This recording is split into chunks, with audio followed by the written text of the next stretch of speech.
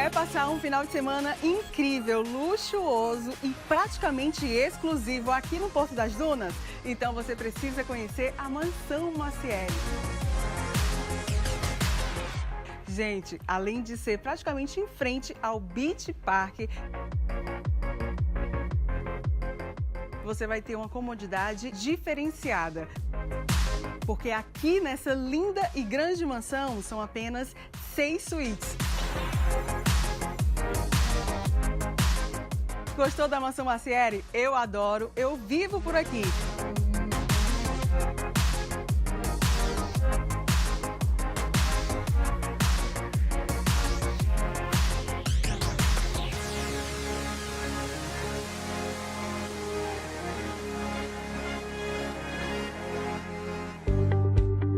Clínica Áurea Cedras. Nossas especialidades: psicologia adulto-infantil, psiquiatria adulto-infantil, psicopedagogia, nutrição, fisioterapia, massoterapia, geriatria, clínico geral, ginecologia, fonoaudiologia, consultas particulares e conveniadas.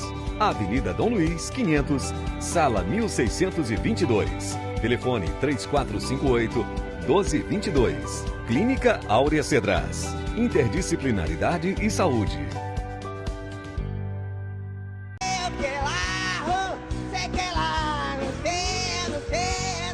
Bom, voltando aqui pro segundo bloco, o papo tá super interessante. É um assunto que realmente fere a sociedade. Eu não vou dizer que é de interesse da sociedade, porque chega a ferir a sociedade. Porque quem é de nós aqui no estúdio, ou você aí de casa que nunca precisou de um atendimento de emergência? Todos nós. E isso não acontece, não tem. Deixa eu te perguntar uma coisa. Quanto é para construir um frotão hoje, em milhões? Ah, é muito dinheiro. Quanto? Vamos botar hoje, porque caro não é a construção, Sim, caro é o equipamento, né? Quanto? Para casa de bilhão, não vai? Vamos para os bilhão 500 milhões. 500 milhões. 500 milhões. Mas isso aí não é o problema. Dinheiro o Brasil tem. O dinheiro o Brasil tem. A história, como você falou, se pegasse os 9 estados do 500 Nordeste... milhões dividido por 10, são 50 milhões para cada um. Não resolve. Isso não resolve. Por quê? Porque, como ele falou mesmo aqui, se você trouxer gente do Piauí, tudo vai estourar e vai encher. O que teria que fazer é o seguinte, colocar os hospitais regionais para funcionar. Como ele falou, ele teve que ir em Xeramubim e viu aquele gigante, aquela obra lá, maravilhosa lá. Nós fomos procurados semana passada, exatamente por... Como é o nome dele, o que ganhou a vice-prefeitura? O Rômulo Coelho. Nós tivemos com ele na terça-feira passada, que hoje é sexta-feira, conversamos com ele e vamos tentar agora administrar o hospital como nós estamos administrando o de Morada Nova. O irmão dele, o doutor Pedro Coelho, né, foi um dos médicos que estiveram lá instalando o hospital e trabalha lá até hoje. É que Xeramubim é uma região que é uma região central, tanto que está no centro do estado, né, no setor central, e que se a gente conseguisse botar aquele hospital para funcionar de verdade, e para ele ter, já desafogava muito aqui. E isso o que é que eu tenho que fazer? Tem que fazer com o de Sobral, tem que fazer com o do Juazeiro, e não é que tão pouco... O grande problema é a capacidade de atendimento desse hospital. Agora, o que é que tem que ser feito isso? Eu acho que que o governo tem que parar tudo, tem que chamar essas OS, esses institutos que estão administrando hoje. Como eu falei aqui, só em Fortaleza tem 550 milhões de reais, tá dentro da minha pasta ali, que eu peguei hoje. E qualquer pessoa pode pegar, tá no portal da transparência. Tá no portal da transparência, qualquer pessoa tem acesso a isso aí. E saber para onde é que está indo esse dinheiro. Primeiro porque é o seguinte, o lucro é muito bom. Não precisa ninguém roubar. O lucro trabalhando é muito bom. Nós estamos falando de 20% de lucro. Os hospitais? Não, a gestão, medicamento, tudinho, lhe deixa 20%. Isso é trabalhando corretamente. Então ninguém precisa roubar. Agora, o negócio o escândalo é tão grande que até médico rouba. Se rouba prótese, se rouba tudo dentro dos hospitais. Então, realmente, o que acontece isso? É até difícil para mim estar falando aqui, porque isso aqui vai pro ar e eu vou ser bombardeado. Mas eu tenho que falar a verdade. Doa quem doer. Doa quem doer, porque é o seguinte, tem que acabar com isso. Tem que ter gestão, tem que ter pessoas capacitadas, tem que ter pessoas sérias para poder administrar e poder tocar. Porque senão, vai daqui a 4 anos, estamos aqui discutindo o mesmo assunto ou pior. E, Júlio, todo mundo sabe que é verdade que você está falando. Só isso aqui. Que nós vemos todo dia médico batendo ponto e indo embora. Vai lá. Imagine o resto. Exatamente. Doutor Júlio, a sua empresa atua em São Paulo e outros estados também? No Brasil. No Brasil inteiro. A sua empresa fecha contratos de licitação com prefeitos ou com o secretário de saúde, que às vezes nem formado em saúde é? Vamos lá. Pegando o gancho do entrevistado antes, eu sou evangélico e, como o meu pastor ali do lado falou, depois que a gente passa a conhecer a palavra, a gente tem até medo de tomar atitudes erradas, certo? Escandalosas, pode ser assim. Então, nós temos hoje muito cuidado, certo? Você vê que a minha empresa, hoje, a Mundo Sênior, há 10 anos, eu não tenho uma questão trabalhista. Há 10 anos, isso eu não tenho... dificílimo, Eu viu? não tenho... Você que é advogado, você sabe disso. Eu dou o meu CNPJ aqui, pra vocês pesquisarem. Faz 10 anos que eu não tenho nenhuma ação trabalhista. E eu tenho 180 enfermeiros tomando conta de home care na casa das pessoas. Que tem o quê? Que você não tem como bater ponto. Porque ela podia muito bem dizer lá na Justiça do Trabalho, você sabe disso, que o quê? Que eu estava explorando horário, tal. Então nós não temos nenhuma ação trabalhista. A Mundo Sênior não tem uma ação trabalhista. Quer dizer, por quê? Mundo Sênior, não da nossa empresa, home care. Então, o que é que eu quero dizer com isso? Nós temos muito cuidado para responder sua pergunta. Participamos, sim, certo? De licitações, de editais, mas sempre o que é que nós fazemos? Nós procuramos todo o equipamento que nós vamos colocar em um hospital. Primeira coisa que a gente faz é chamar um técnico e fazer a defesa do equipamento. O que é a defesa do equipamento? É para dizer para que é que serve aquele equipamento, qual é o resultado do equipamento, para fazer a justificativa, para me dizer por que eu estou vendendo. Porque eu posso muito bem chegar com um medicamento, te cobrar R$100 e tu ter o mesmo equipamento, o mesmo remédio, a R$20. Mas eu mostro a minha justificativa, por que meu equipamento ou meu remédio custa 5 vezes a mais do que o seu. Então, o que é que eu faço? Nós procuramos fazer, nós estamos há 10 anos tentando colocar isso, mas é muito difícil. É muito difícil. Eu já perdi muitas licitações, deixei de ganhar muito dinheiro. Por quê? Porque não é fácil. Os senhores que são advogados, o senhor sabe disso, não é fácil. E muitas vezes até eu sou procurado e até já passei até por ameaça para me sair do mercado. Porque eu estava atrapalhando o mercado. É complicado isso. Mas atrapalhando a corrupção do mercado. É o mundo dos negócios. Mas isso aí está em todos os negócios. Se você vai para a construção, como o Marcelo está na construção, acontece a mesma coisa. Se você vai para a área de educação, acontece. Então, o problema está em todos os segmentos. Porque o prefeito, às vezes, não tem noção nenhuma de saúde. O prefeito, na verdade, eu não estou defendendo aqui prefeito nenhum, mas muitas vezes não chega nem a ele. A parte de baixo mesmo, porque ganha muito mal e tem que sobreviver, sustentar uma família. Então, é igual policial, ganha tão mal que muitas vezes tem que se associar ou tem que fazer outras atividades para poder dar para pagar. Então, o problema todinho, eu acho que é o seguinte, é exatamente isso. Nós temos que preparar as nossas pessoas e o salário tem que melhorar dessas pessoas, para poder não ter que participar dessas corrupções. O prefeito tem que saber que ele não entende, mas que ele precisa colocar pessoas que entendam do processo e que uma licitação tem que ser uma coisa muito séria. O problema é que enquanto tiver essa política suja, nós vamos ter 39 ministérios. Enquanto tiver essa política suja, vai ter que sustentar o cabide de emprego. Enquanto tiver essa política suja, vai ter que cumprir as promessas de bastidores, que é o da lá, pega aqui, dá ali, papapá. Velha política brasileira. Então não adianta, não adianta. Você vê que, hein, Júlio? Você vê que o nosso governo, o nosso governo hoje está num beco sem saída. Está muito difícil de se explicar como vai se desentranhar essa questão Marcelo, aí. eu vou muito mais além, sabe? Eu acho que não é o governo de hoje. Eu acho o seguinte, eu acho que de 40, 50 anos para cá, desde quando fundaram o Brasília irresponsavelmente, porque todo mundo fala de JK, de Juscelino Kubitschek, isso, aquilo, outro. Eu também acho besteira. Mas tudo começou... É o único país no mundo tudo... que tem um Estado que governa o país. Então, o que acontece? De 1954, 56 para cá, começou... a nossa inflação disparou, começou tudo isso aí, de lá para cá nunca mais teve controle, né? Então, assim, eu acho que a questão não é essa, a questão é a seguinte, é enquanto nossos governantes não parar e dizer o seguinte, vamos se reunir aqui, a partir de hoje, é a mesma coisa que eu digo o seguinte, para você ser candidato, quantidade de vereadores, deputados que tem aí, que não sabe nem o que é uma lei. Então, isso devia ser igual a um concurso público. Você estuda, se prepara, participa do concurso, aí depois você pode até ser candidato. Aí o povo lhe vota em você ou não. Perfeito, mas você tem que ter preparo. Eu também acho que tem que ser agora, assim. não é verdade? Só um minutinho. Para qualquer cargo que alguém for ocupar, aí tem um nível superior, não é? Exatamente. A pessoa tem que ser estudada, tem que ser técnico, tem que estar apto e faz um concurso para ocupar aquele cargo dentro da área.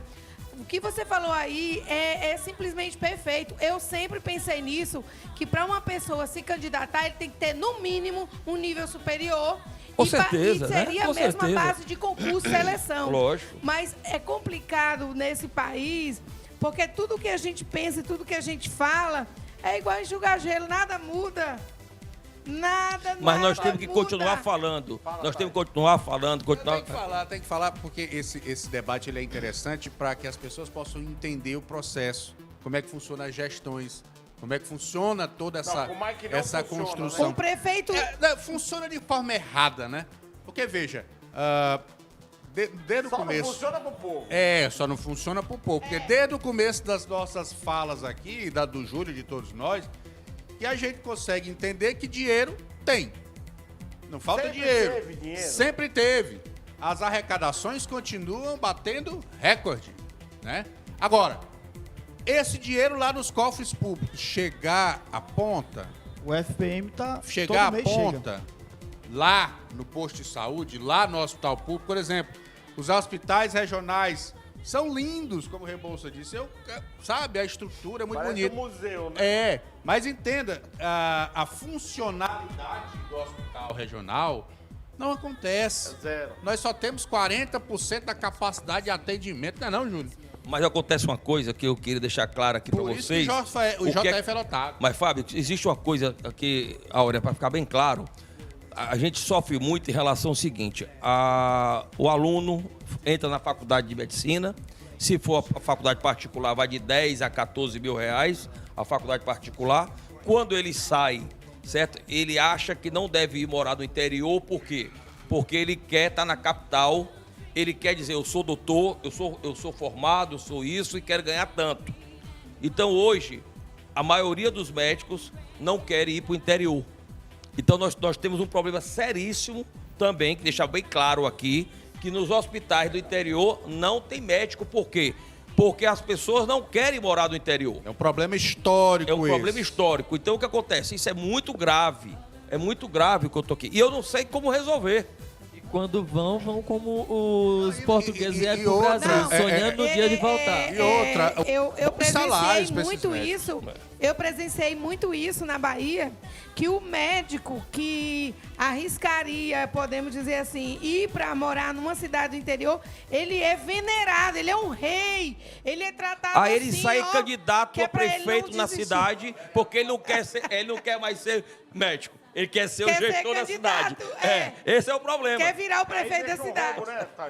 Aí você chega, Marcelo, aí você chega, aqui nós estamos falando de Crato, né, de Sobral, de Juazeiro, de Tiramubim, mas aí você chega no município de Umari. O município de Umari fica depois do Icó, fica a mais ou menos quase 600 quilômetros daqui. Da Paraíba tem uma estrada de carroçável por dentro, que é 15 minutos para Paraíba, né? Então você chega no município de Umari, eu estou dizendo aqui o que eu vi, isso há uns 6 meses mais ou menos. O hospital tem tinha 2 médicos, um que ia pela manhã, um à tarde. Tinha enfermeiras lá todo o tempo, 24 horas tem enfermeira. Tem assistente social, porque são pessoas que moram na própria cidade. Ou seja, a equipe até boa para um município daquele tamanho. Mas a estrutura que chamavam de hospital, meu amigo, para você ter ideia, eu vi gente comprando antibiótico, barato, antibiótico caro não. Antibiótico que custa R$30 cada aplicação, cada caixa, aliás, né? Era injetável, né? A família do paciente comprando porque no hospital não tinha. Então, assim, precário, ô Marcieri, que esse seu estúdio aqui coloca no bolso, em termos de tecnologia, o local que eles chamavam lá em Omari de hospital. Quando eu questionei, não, doutor, estão construindo aqui atrás, realmente estão construindo. Mas atirar pelo que já tem, como é que vai ser se eu estão construindo? Tijolo não é hospital não, meu amigo. O que o Júlio falou aqui, o cara é equipamento e gente para trabalhar. Lá tinha gente para trabalhar, por que pareça. E aí, mas aí nós estamos falando aqui de interiores. Quantos interiores tem como o Mari? Mas como é que nós você... somos 184 municípios. Aí você imagina, nós falamos aqui de 4 que tem grandes hospitais regionais. E os outros 180, que os 40 não tem nada. Nada, não tem nada. É abandono. Você sabe como é que se resolve isso? Você falou uma coisa aqui bem interessante. Prefeito que administra a saúde do seu município em ambulância na estrada carregando lá pro... E ganha voto com isso, viu? Inclusive lá no Marinho, o ex-prefeito se elegeu, sabe como? Ele era o motorista da ambulância.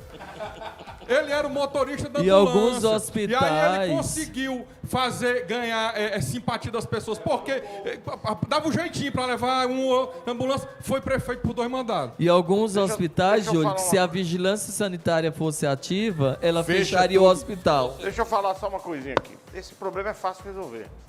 É um problema de gestão. Como é que se resolve esse problema? E eu não sou contra o médico que se forma na cidade e querer ficar na cidade. Só tem uma forma de resolver isso. Quanto ganha um médico na cidade? R$10 mil? Você vai para o interior, você vai ganhar 15. E vai ter o benefício de uma moradia. Vai ter o benefício. Então você tem que, para você trazer bons profissionais... Tem que ter atrativos, né? Tem que ter atrativos. Agora, o que é? Então não é que não tem médico que quer ir para o interior. Falta gestão. Rio Branco precisou chegar a isso, Marcieri. Então você pega, dá incentivos, dá a escola, dá a moradia. Quando você vai contratar? Eu já contratei CEO na minha empresa, o cara chegou e falou, eu quero 1,5 milhão de luva. Quero carro com motorista para mim, carro com motorista para minha mulher e meus filhos. Quero uma casa no Morumbi, entendeu? E quero ganhar X de salário e quero mais um percentual anual do que eu fizer daqui para frente. Ou você contrata ou não contrata, é muito simples. Agora, se você entender por uma lógica que ele vai aumentar a produtividade, que ele vai resolver ele vai o se problema, pagar, né? Ele vai se pagar, barato, né? Cara. Ele vai se pagar, né? Então, olha o que eu tô dizendo aqui. A questão é, não dá para levar um cara que se forma numa faculdade aqui em Fortaleza, um filhinho de papai que paga 20 pau por mês, 15, meu filho vai fazer medicina. Não dá para me mandar ele lá pro xoxoxó do xoxó. Não dá. Tá entendendo ou não? Ah, pô, Marinho, não dá. Cara, eu mesmo vou dizer para ele, não, filho, fica aqui. A não ser que você vai virar a Madre Teresa de Calcutá. Nós estamos criando... Vamos ser objetivo? Que é o caso, a não ser agora, o doutor Pedro, lá de Tiramubim.